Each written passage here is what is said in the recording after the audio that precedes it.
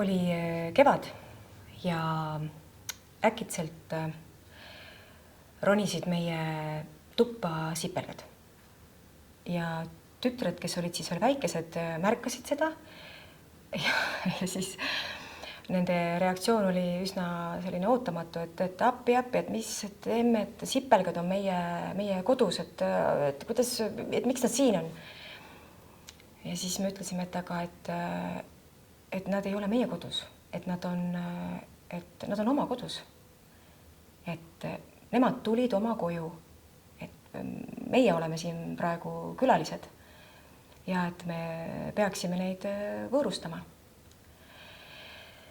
Ja jah, tütred jäid selle mõtteavaldusega väga rahule ja suhtuvad tänasel päeval loodusesse aupaklikult. Oskavad hinnata seda, mis me ümber on. Ja ilmselt see on tulnud tänu sellele, et ka minu vanemad on mulle andnud võimaluse avastada loodust, elada looduse keskel. Et need meeletud ilusad männimetsad, rabad, sood, et see on see meie rikkus ja kui me selle kõik ära võtame, et ma tea, kui me oleme nii rahaahned ja selle kõik ära hävitame, et siis see tulevik on päris trööstitu.